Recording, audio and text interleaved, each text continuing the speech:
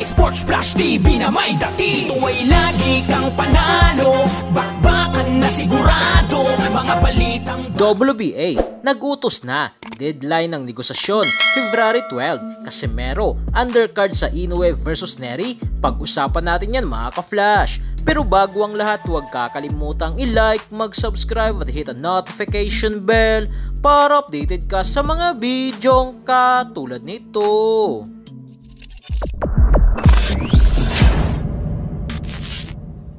Dito nga po mga ka-flash, sa WBA sanctioning body ay ipinag-utos na labanan ng super flyweight champion Kasoto Ioka ang number 1 contender nito na si John Scrappy Ramirez, na ang deadline nga po mga ka-flash ng negosasyon ay sa February 12 taong 2024. Si 34 years old Ioka nga po mga ka-flash ay may kasalukuyang kartada na 31 wins, 16 knockouts at may 2 talo lamang. Nakuha nga ni Ioka ang WBA title noong last July matapos manalo sa rematch versus Joshua Franco. Sinubukan naman nga po ng Team Ioka na makipagnegosasyon sa kampo ni WBC World Champion Juan Francisco Estrada ng Mexico, pero hindi nga po ito nagmaterialize. Na sa huling laban nito ay matagumpay ni Ioka na madepensahan ang kanyang titulong hawak nitong December 31 New Year's Eve kontra kay Josbel Perez, habang ang makakalaban nito na si Ramirez ay isang undefeated boxer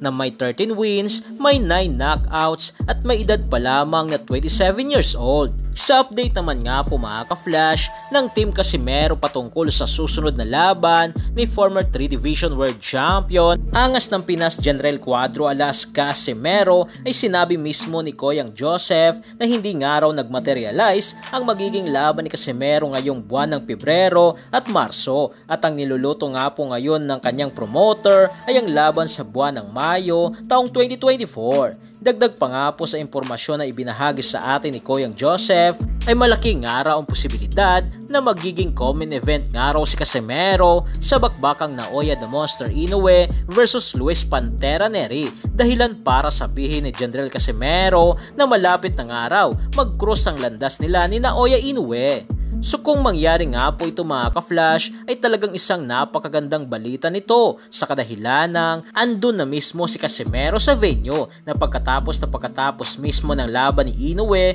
versus Nery na main event sa Mayo ay aakyat agad si Casimero sa ring upang hamunin ang The Monster ng Japan ng harap-harapan.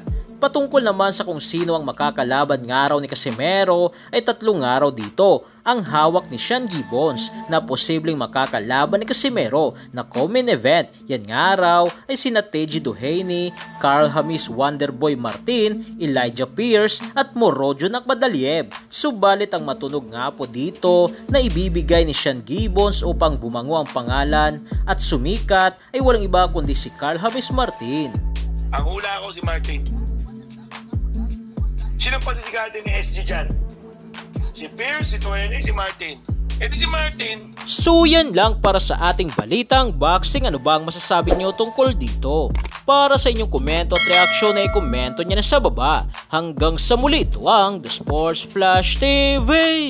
Sports Flash TV na may dati. Ito ay lagi kang panalo, bakbakan na sigurado, mga balitang boxing. Ito laging bago, balitang boxing, laban na kasado.